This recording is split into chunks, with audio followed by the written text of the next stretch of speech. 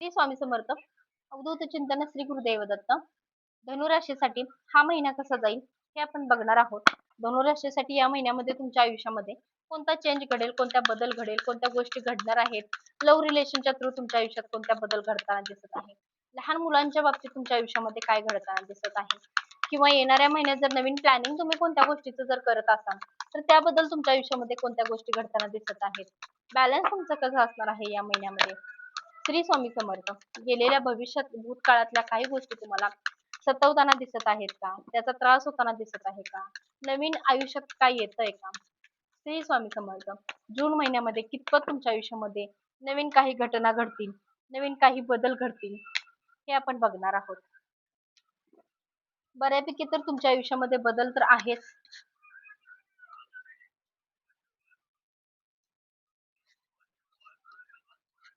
फॅमिलीसाठी खूप काही गोष्टी तुमच्या आयुष्यामध्ये घडताना दिसत आहेत. एक नवीन काही गोष्टी तुमच्या आयुष्यामध्ये अचीव करताना दिसत आहे. बट मला थोडासा प्रॉब्लेम वाटतोय की थर्ड पार्टी सिच्युएशन इथे इन्व्हॉल्व आहे फॅमिलीमध्ये. तुम्ही फॅमिलीमध्ये खूप त्रास सहन करताय. खूप त्रास सहन होतोय म्हणजे तुम्ही करतायच ऑलरेडी. खूप म्हणजे अति प्रमाणात तुम्हाला त्रास झालेला आहे. पितृदोष सुद्धा तुम्हाला असू शकतो फॅमिलीला. त्यातून तुमच्या घरात म्हणजे कपल्स जे आहात तुम्ही, त्यात तुम्हाला हवं तेवढं सुख समाधान शांतता घरामध्ये मिळत नाहीये. घरात भांडण, क्लेश, कलश हे सगळं सुरू आहे. घरात एकता नाहीये, एकमत नाहीये. त्याचा कुठेतरी त्रास होतोय. किंवा थर्ड पार्टी सिच्युएशन म्हणजेच एक व्यक्ती थर्ड पार्टी आहे. ती तुमच्या दोघांच्या मध्ये तिसरा व्यक्ती तुमच्यामध्ये इन्व्हॉल्व दिसत आहे इथे. त्याचा सुद्धा कुठेतरी तुम्हाला त्रास होताना दिसत आहे. पण खूप जणांच्या बाबतीत हे सगळं दुःख तुम्ही ज्या वेळेला बाजूला सारून तुम्ही एक आयुष्य चांगलं जगता किंवा जगणार आहे, किंवा या या जून महिन्यात सुद्धा तुम्ही त्या बाबतीत जरासं स्ट्रॉंग एनर्जी तुमच्याबद्दल येऊ शकते, की तुम्ही सगळ्या गोष्टी नाकारून त्या गोष्टीसाठी तुम्ही फॅमिलीसाठी थोडा वेळ देऊ शकता, आनंदी होऊ शकता, किंवा काहीतरी ऍक्शन घेऊ शकता जे की तुमच्यासाठी योग्य राहील. त्या सगळ्या गोष्टी एक निगेटिव्ह गोष्टी तुमच्या आयुष्यातून रिमूव्ह होऊन एक चांगल्या गोष्टी तुमच्या आयुष्यात येतील. अशा पण काही गोष्टी तुमच्या आयुष्यात घडतील. तर दुसरं असं आहे की अ, एक एक नवीन चॅप्टर तुमच्या आयुष्यात सुरू होताना दिसत आहे. पण ते नवीन चॅप्टर आयुष्यात सुरू होताना किंवा न्यू बिगिनिंग जर तुमच्या आयुष्यात होत असेल, तर तुम्हाला नवीन आयुष्यात एखादा चॅप्टर किंवा नवीन वेळ तुमच्या आयुष्यात येत असेल, तरी सुद्धा तुम्हाला सावधगिरी बाळगायची आहे.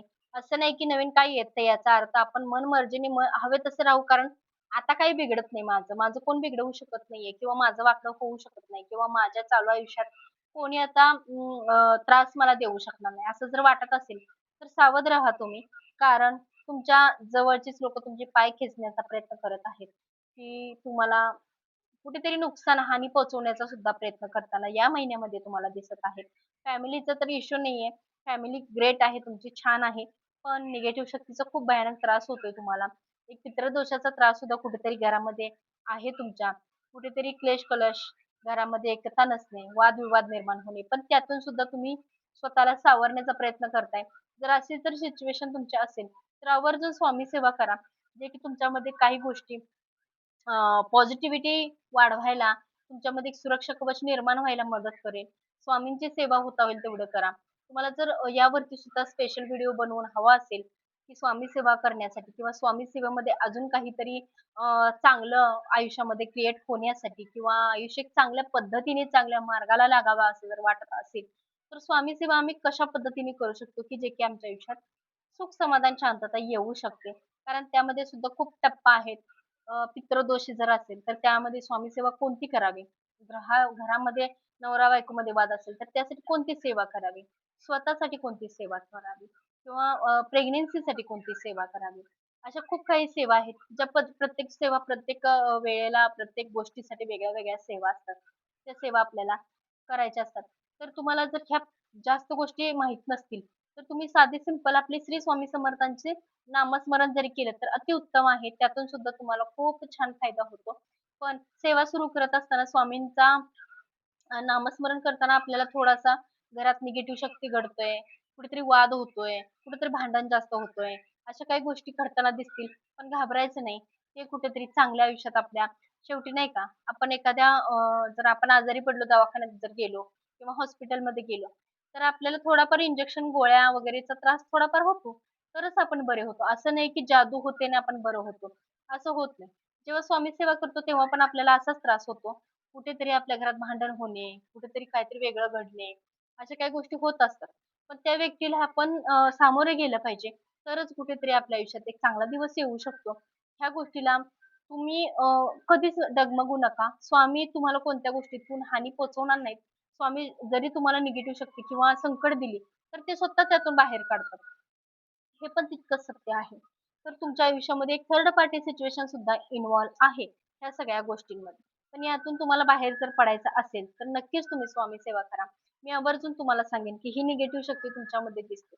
ही सगळी गोष्टी तुमच्यासाठी मॅच होत असतील, तर नक्की तुम्ही स्वामी सेवा करा. तुम्हाला तुमच्या कुलदेवतेचं नाव घ्यायचं आहे, कुलदेवतेचं नाव घ्यायचं आहे आणि दिव्य मेसेज तुमच्यासाठी काय आहे, हे आपण आता बघणार आहोत.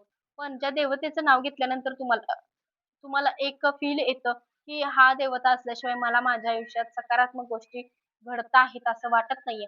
अशा काही गोष्टी जर तुम्हाला एखाद्या देवतेशी कनेक्टिव्हिटी चांगली असेल, तर तुम्हाला त्या देवतेचं नाव घ्यायचं आहे आणि त्यांना सांगायचं आहे, की "हे परमेश्वरा, माझ्या आयुष्यातल्या ज्या काही गोष्टी असतील त्या बदलत जाऊ देत आणि मला कुठेतरी यातून नवीन मार्ग सापडू दे."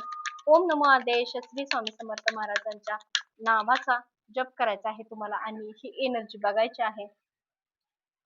खूप छान एनर्जी आहे. एक सुरक्षा कवच जी मी मला मगापासून सांगत होते. तसं इथं पण सुरक्षा कवच दिसत आहे. हनुमान आहे म्हणून रामाला कवच निर्माण झालेलं आहे. म्हणून तुम्हाला सांगते मी, की तुम्हाला बजरंगी बाण सुद्धा हे करायला विसरू नका. रोज सकाळी किंवा आठवड्यातून एकदा बजरंगी बाण. मंगळवारच्या दिवशी तुम्हाला लाडू जे आहेत ते माकड असतील किंवा गायी असेल यांना नैवेद्य किंवा एखादा लाडू तुम्हाला पिवळा लाडू, गोड पदार्थ तुम्हाला खायला द्यायचा आहे. हनुमान चालीसेचं पठण देखील करायचं आहे. खूप तीव्रतेचा खूप छान मेसेज आहे बरं का तुम्हाला. खूप खूप छान आहे.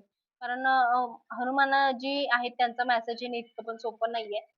त्यांचं एनर्जी आपल्याशी कनेक्ट होणं, रामांची एनर्जी आपल्याशी कनेक्ट होणं, खूप छान एनर्जी आहे ती आणि ही कंटिन्यू एनर्जी तुमच्या आयुष्यात निर्माण व्हावी. जून महिना तुम्हाला जसं आता आपण जसं बोललो, त्या पद्धतीने जावावा असं जर वाटत असेल, तर तुम्हाला नक्कीच मी सांगितलेल्या सगळ्या गोष्टी फॉलो करायच्या आहेत आणि त्या गोष्टींवरती तुम्हाला कार्य सुद्धा करायचं आहे आणि देवाला साकडं घालायचं आहे, की माझी ही सगळी एनर्जी माझ्याशी मॅच होऊ दे आणि माझ्या आयुष्याचं एक चांगलं उज्ज्वल भविष्य होऊ दे.